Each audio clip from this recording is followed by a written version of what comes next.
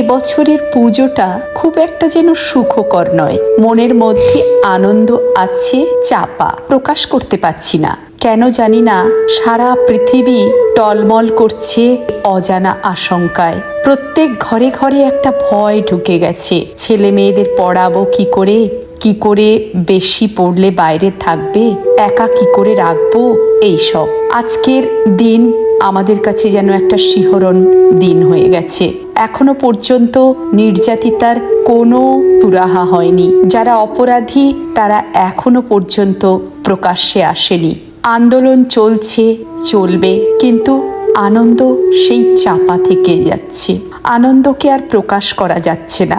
এই রকম মুহূর্তে কবি সঙ্গীতা কর তাঁর কবিতায় তুলে ধরেছেন এক চাপা কষ্ট। কবিতার নাম দহন।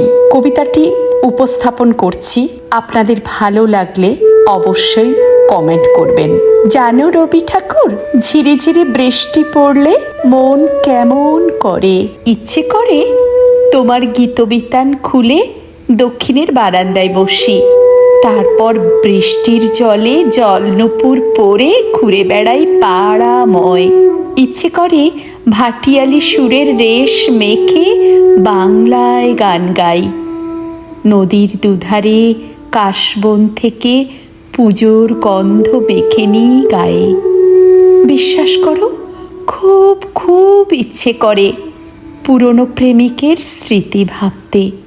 প্রচণ্ড শিহরণে কেঁপে ওঠা হাতগুলো কারো হাতে রাখতে, কিন্তু পারছি না এসব কিছুই করতে।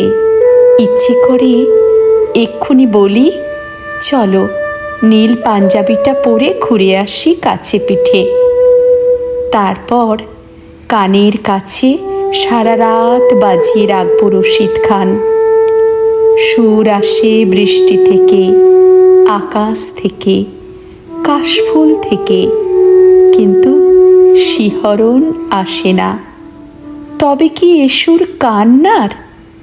এ বেদনা কি 2024-এর নির্যাতিতার, নাকি সবার? কলমে সঙ্গীতা কর, কণ্ঠে আমি মানসী, কবিতা দহন।